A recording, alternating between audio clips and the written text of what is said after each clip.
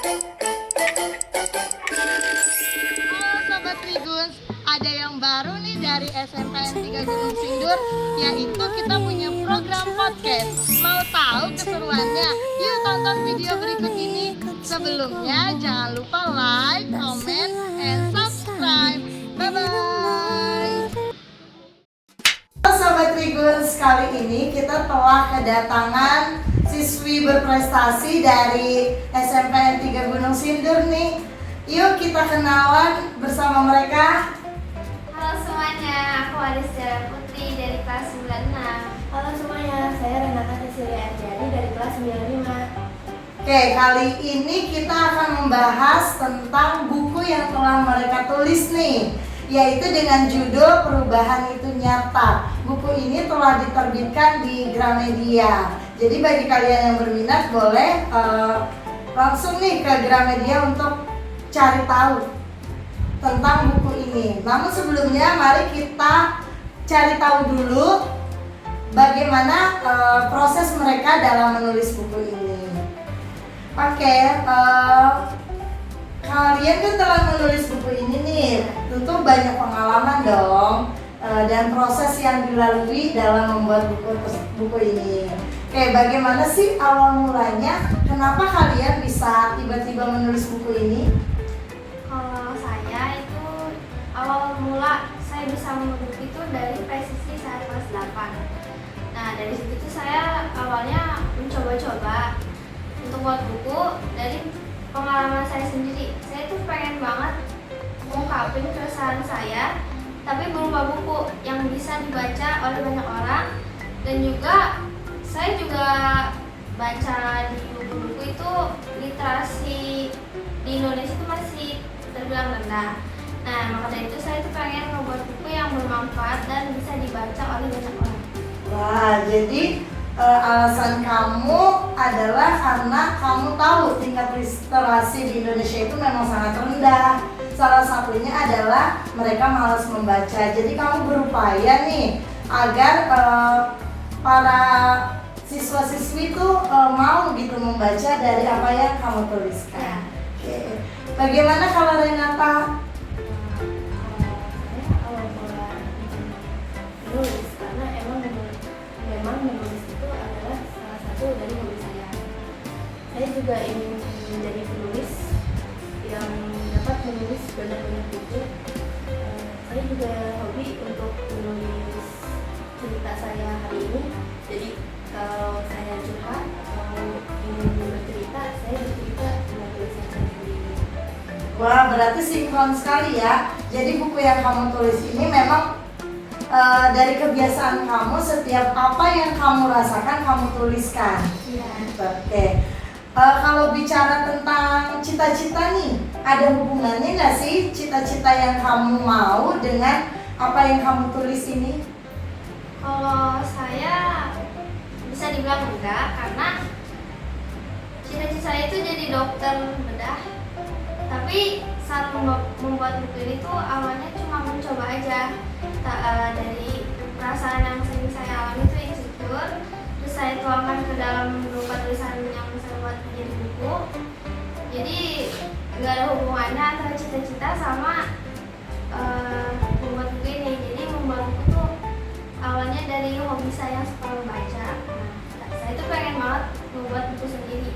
Karena awalnya coba-coba membuat buku dan ternyata bisa sampai sejauh ini. Oke, tapi nanti mungkin bisa jadi dokter dan bisa jadi penulis juga dong tentunya.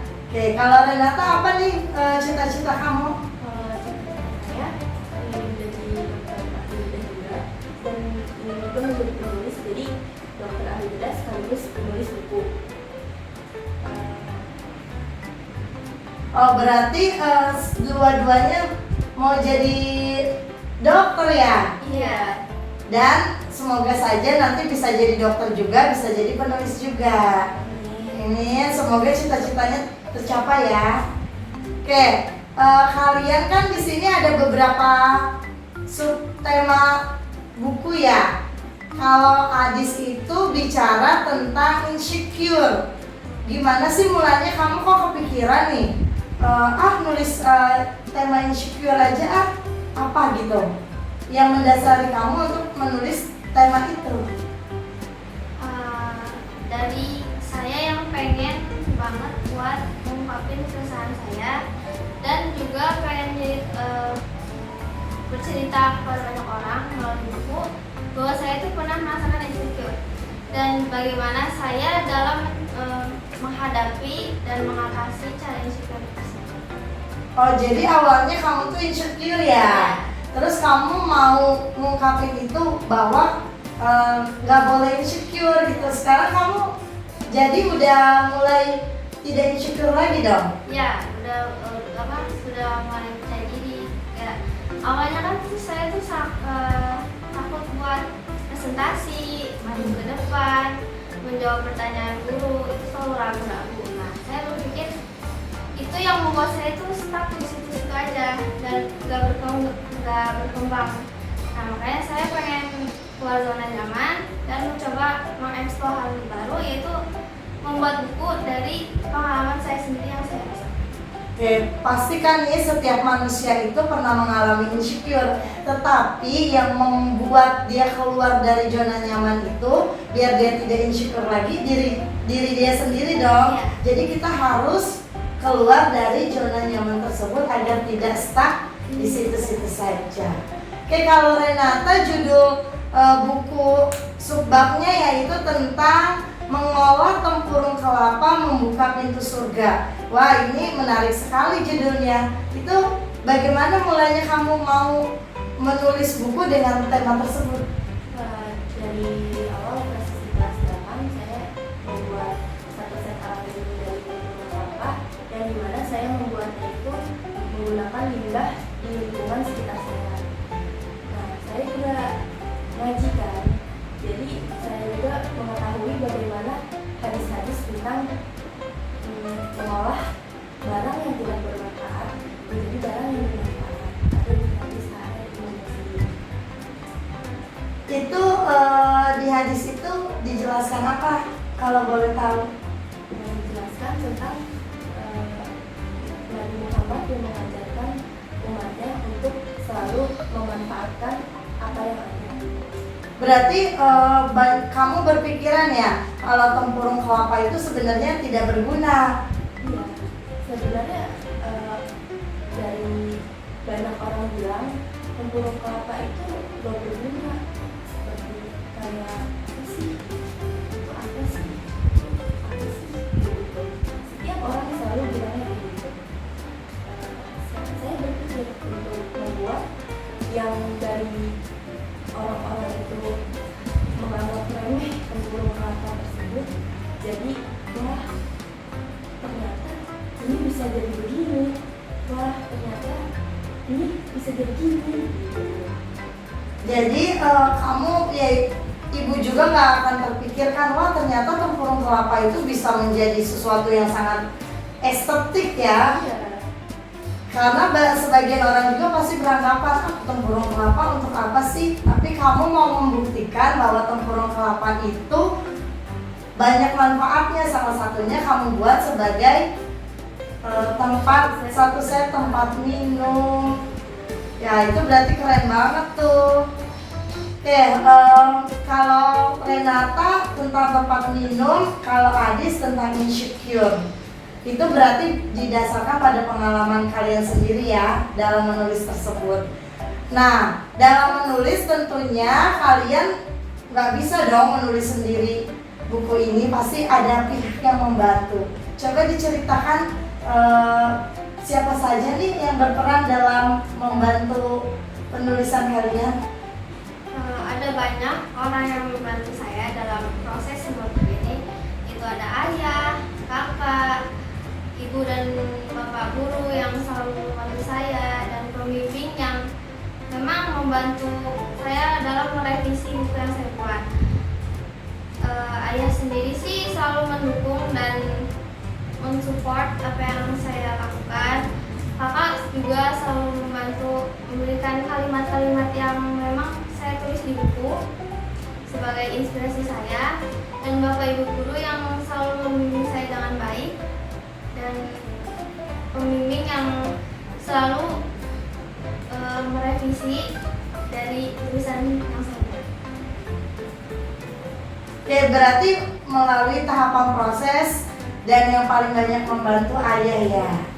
Oke, kalau Renata nih siapa nih yang kira-kira berperan dalam membantu kamu melalui proses itu? Ada banyak orang, terutama dari keluarga sendiri, dari mama dan papa.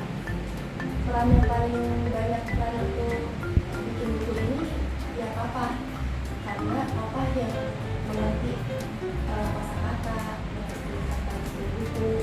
Jadi saya sendiri belajar dari papa bagaimana caranya menulis buku yang ada. Dibantu juga sama orang tua dan guru dan pembimbing di sana yang sudah merevisi tulisan-tulisan saya yang tadinya masih berantakan menjadi lebih rapi.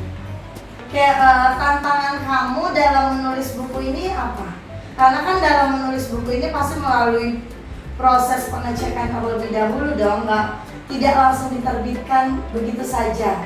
Itu tantangannya bagaimana yang kamu rasakan? Tantangan yang saya rasakan itu dari tulisan saya, terus nanti direvisi lagi, terus jadinya saya tuh nulis ulang lagi, nulis yang berbeda dari yang sebelumnya saya tulis, terus nanti kalau salah direvisi lagi. Nah, jadi itu yang tantangan yang saya lewatin pas nulis ini. Jadi pada bagian revisi ya, Ya. kamu merasa kesulitan karena revisi lagi. Kalau Renata? Kalau saya sama seperti Aris juga direvisi lagi karena memang kalau misalnya kita revisi itu berulang kali kita mengulang dari awal lagi. Dan saya juga kan nggak punya laptop, jadi saya mengerjakan naskah itu menggunakan HP ya, hasilnya juga agak baik. Jadi saya mengalami sedikit kesulitan di HP. Oh, jadi kalau Renata masalahnya di HP. Tapi terlepas dari semua proses itu, sekarang sudah menjadi sebuah tulisan yang keren banget ya. Terus nih, kemarin kan kalian diundang atau ditampilkan nih di depan para siswa-siswa SMPN 3 Gunung Sindur. Bagaimana perasaan kalian saat dipanggil yang menulis buku presisi pada tahun ini? Silakan maju ke depan, Adis dan Renata. Bagaimana sih perasaan kalian saat itu? Perasaannya itu senang dan bangga banget sama diri sendiri karena bisa membantu banyak orang dari tulisan yang saya buat, dan juga mendapat reward dari ibu kepala sekolah dan orang tua saya. Juga yang bikin bangganya itu dapat tepuk tangan dari teman-teman semua yang ada dalam menonton saya saat maju, dan saat saya menunjukkan bahwa buku saya ini sudah berhasil dan telah dijual belikan dan bisa membantu. Oke, kalau Renata bagaimana nih perasaannya? Mungkin menunggu-nunggu seseorang itu untuk bertepuk tangan.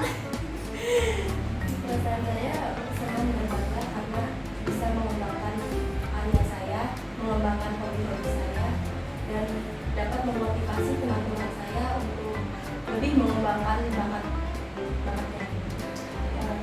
Yang saya bangga karena sama seperti itu diberi tepuk tangan dan semua teman-teman yang gak banget kalau tulisan yang kemarin aku bikin itu bisa jadi buku dan diterbitkan langsung dari buku.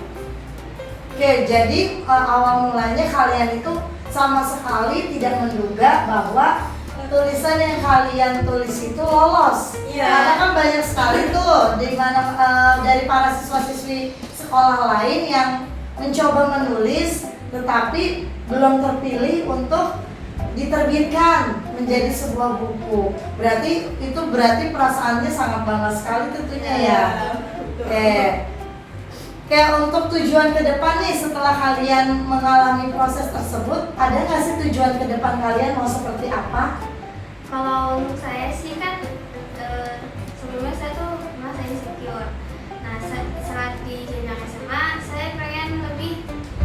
mengembangkan diri, lebih sering ikut lomba menulis atau lomba-lomba olimpiade yang lain. Dan saya tuh ingin banget mencapai cita-cita saya, yaitu masuk perguruan tinggi yang saya impikan, yaitu Di mana tuh kalau boleh tahu perguruan tinggi yang kamu impikan di mana? di Amerika, luar negeri, Stanford University. Wow, keren sekali. Semoga nanti bisa terwujud ya, Dis. Kalau Renata bagaimana? Tujuan saya ke depan ingin mengembangkan bakat-bakat saya di SMA. Buku-buku yang saya bikin pun akan saya kembangkan, dan karya-karya saya yang di SMP ini saya akan kembangkan di SMA. Dan saya juga ingin mengikuti banyak lomba-lomba, terutama lomba menulis. Saya juga mempunyai cita-cita untuk masuk perguruan tinggi. Di mana tuh kalau boleh tahu perguruan tinggi negerinya? Di Inggris, di Oxford University. Wah, kalau ini Oxford, ini Stanford. Stanford. Wah, keren sekali ya. Oke, kalau Renata memang suka menulis ya, kalau Adi suka membaca. Jadi emang sangat signifikan sekali dengan yang dihasilkan. Oke nih, kalau kesan dan kesan kalian saat menulis ini pasti ada dong. Coba boleh dikemukakan apa sih kesannya? Kesan yang saya rasakan itu yang pastinya ada khawatir, takut karena bukunya takut nggak selesai, karena takut saya nggak mampu buat menyelesaikannya. Yang kedua itu seneng karena bisa mencapai titik ini, sampai buku yang saya buat dan saya tulis itu bisa banyak membantu orang, dan juga bangga sama diri sendiri karena sudah melewati banyak hal yang membuat saya lebih belajar banyak lagi untuk mengembangkan diri sendiri. Jadi kalau Renata bagaimana kesannya? Kesannya sangat senang bisa mengembangkan hobi saya menulis. Saya juga udah nyangka banget bisa diterbitin seperti ini, yang tadinya saya kira ini tuh hanya dijadikan sebagai pekerjaan di rumah yang mengisi waktu luang, dan nyatanya kami terbitin gitu. Oke, berarti semua dimulai dari ketidaksengajaan, sehingga ketidaksengajaan itu membawa dampak yang positif bagi kalian. Itu keren banget sih. Terakhir nih untuk menutup podcast kita kali ini, apa sih pesan yang kalian ingin sampaikan kepada teman-teman kalian semua agar bisa mengikuti jejak seperti kalian? Pesan saya yaitu semoga buku yang saya buat ini bisa membantu mengubah pola pikir teman-teman ICT di luar sana, dan juga membuat teman-teman ini menjadi lebih percaya diri, yaitu dengan percaya dengan diri, lalu selalu bersyukur, dan selalu mengembangkan dan mencoba yang terbaik untuk setiap kegiatan atau perbuatan yang kalian lakukan. Selagi masih positif, selalu cari hobi baru supaya kalian tahu bakat kalian itu di mana, dan salah satunya ya mencoba yang terbaik dalam setiap melakukan bakat kalian yang baik. Oke, kalau Renata apa nih pesan yang ingin disampaikan untuk teman-teman? Kembangkanlah bakat kalian. Semoga buku yang saya buat itu dapat memotivasi kalian untuk mengembangkan bakat-bakat kalian. Semua bakat kalian itu menarik, semua hobi kalian itu menarik. Kembangkanlah agar bisa menjadi prestasi yang dapat bermanfaat di masa depan. Oke, berarti nih Sobat Triguns, kesimpulannya adalah kalau kalian punya bakat, jangan dipendam sendiri bakatnya, tapi dikeluarkan.